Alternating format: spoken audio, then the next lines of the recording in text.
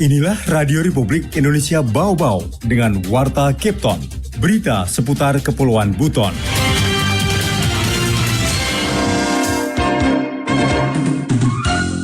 Jangan sampai kejadian besar, karena jujur di PDAM di BRI itu kita tidak bisa harap, karena di situ terlalu banyak kapal yang ambil ya, jadi stok air juga nipis.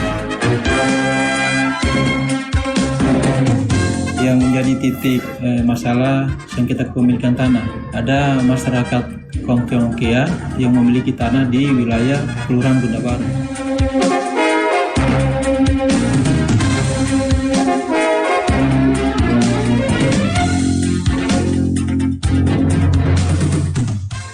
Selamat pagi dari kawasan Puncak Bukit Wolio Indah. Inilah Warta Kepton. Kami sampaikan pokok-pokok berita. Damkar Kota Bau-Bau mencari titik pengambilan air alternatif sebab yang ada selama ini dilanda kekeringan. Badan Pertanahan Nasional Kota Bau-Bau melakukan mediasi sengketa kepemilikan tanah di Kelurahan Gonda Baru.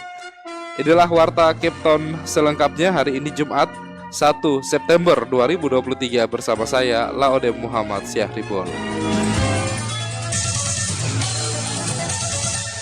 Saudara, kita ke berita yang pertama. Tingginya peristiwa kebakaran, Damkar Kota Bau-Bau mencari titik pengambilan air alternatif sebab yang ada selama ini dilanda kekeringan. Selengkapnya dilaporkan reporter RRI Bau-Bau Hairul Mulko. Jangan sampai kejadian besar kita tidak bisa ambil air, karena jujur di PDAM di BRI itu kita tidak bisa harap, karena di situ terlalu banyak kapal yang ambil ya, jadi stok air juga nipis. Tingginya peristiwa kebakaran lahan di Kota Bau-Bau akhir-akhir ini membuat Dinas Pemadam Kebakaran dan Penyelamatan setempat mulai kesulitan untuk mendapatkan pasokan air. Titik-titik pengambilan air yang digunakan selama ini ikut dilanda kekeringan akibat fenomena El Nino. Kepala Dinas Pemadam Kebakaran dan Penyelamatan Kota Bau-Bau Muhammad Masad melalui Kepala Seksi Operasi Jahirin mengaku di Markas Komando Mako Damkar Penyelamatan Kota Bau-Bau memiliki sumur bor, namun daya tampungnya hanya maksimal 2 mobil. Begitu juga stok air di bak air PDAM titik Taman BRI juga sudah semakin sedikit. Sumur bor ini kan rusak ini, jadi kami sudah perbaiki 2 sumur bor ini, kita cegah ini dampak ini. Jangan sampai kejadian besar kita tidak bisa ambil air, karena jujur di PDAM di BRI itu kita tidak bisa harap, karena di situ terlalu banyak kapal yang ambil ya, jadi stok air juga nipis. Meski demikian, Damkar Bau-Bau lanjut Jahirin telah mencari titik pengambilan air baru untuk mengantisipasi jika terjadi bencana kebakaran yang besar dan membutuhkan pasokan air yang lebih banyak. Mengingat potensi terjadinya bencana kebakaran masih sangat tinggi, khususnya untuk kawasan hutan dan lahan. Jadi untuk area Kepala 3 ke atas, kami sudah ada sumber air dari PDAM, bak PDAM daerah Konti. Kalau Bungi Pak kita tidak ragu, nah di Bungi itu kan jelas sumber airnya jelas itu, mata airnya jelas ya. Hanya kita pikir daerah kota ini, Mako, Wolio kan posko sana dengan Betombar itu. Kita masih beli Pak di Jembel, karena kita sudah bicarakan juga dengan penjual air untuk menyuplai, tetap kita bayar ya. Jahirin menyebutkan ketersediaan air menjadi hal yang sangat penting karena peralatan canggih pun akan percuma. Olehnya itu, jika dalam kondisi tidak ada stok air, pihaknya akan siap menyedot air laut. Reporter RRI Bau-Bau, Hairul Mulku melaporkan. Badan Pertanahan Nasional Kota Bau-Bau melakukan mediasi atas sengketa kepemilikan tanah di Kelurahan Gonda Baru. Selengkapnya dilaporkan reporter RRI Bau-Bau Afriansyah.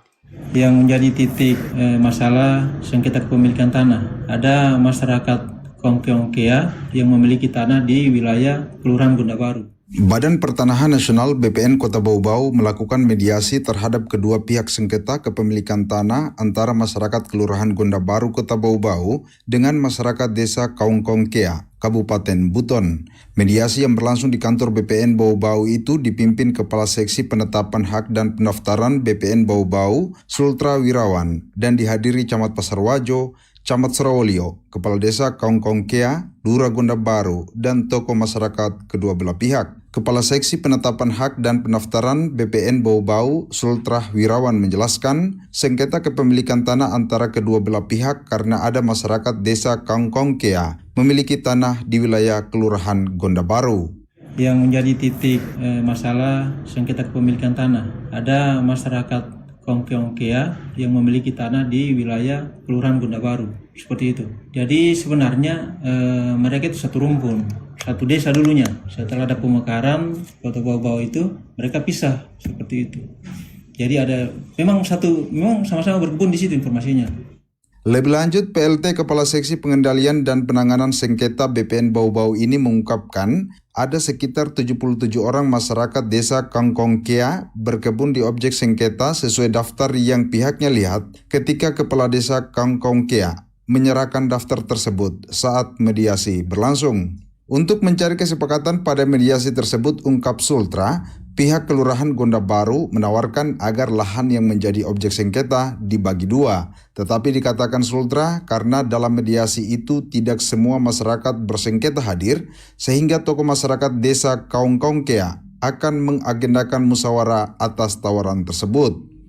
Pihak Gonda Baru itu ada salah satu tokohnya menawarkan untuk tanah yang menjadi objek sengketa itu dibagi dua.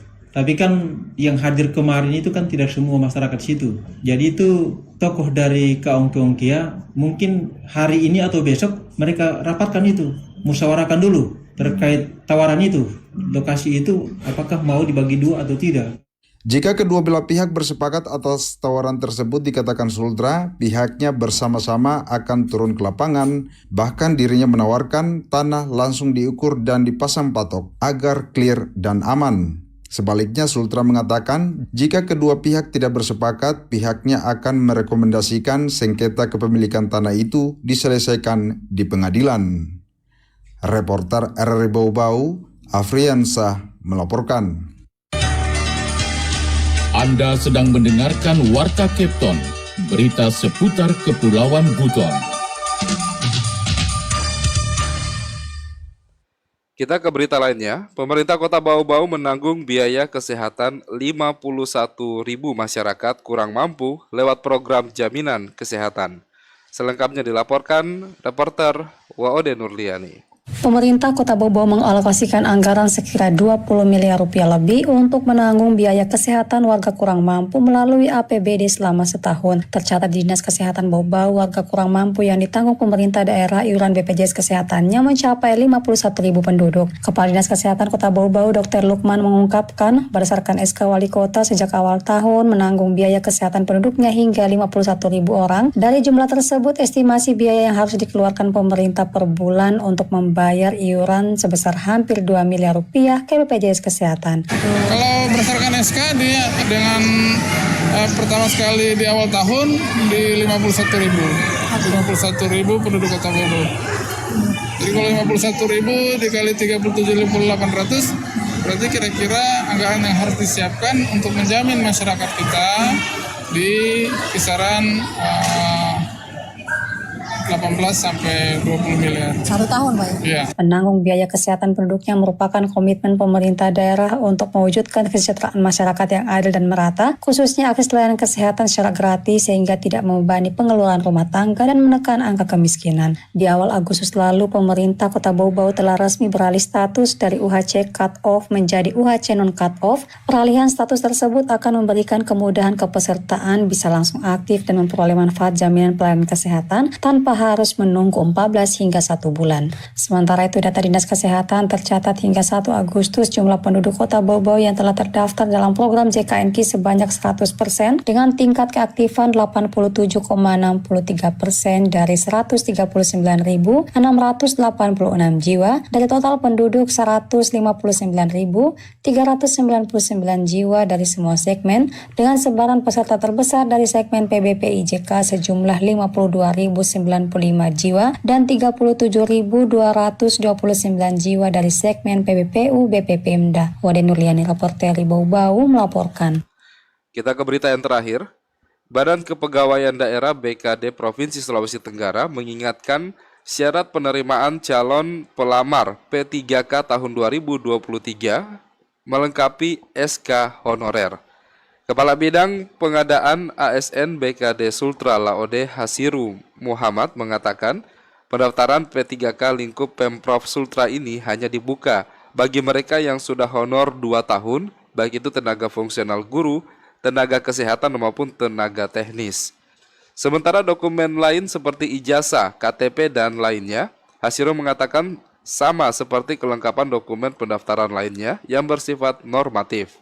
Ia juga menegaskan, jika didapati calon pegawai yang memalsukan berkas ijazah maupun SK, maka akan langsung diberhentikan.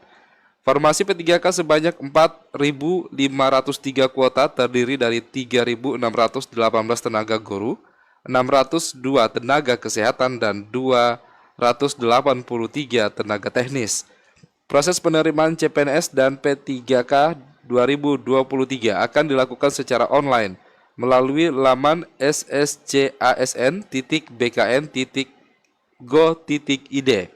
Pendaftaran seleksi mulai 17 September sampai 3 Oktober 2023. Seleksi administrasi 17 September sampai 5 Oktober 2023 dan pengumuman hasil seleksi administrasi pada 10 sampai 13 Oktober 2023.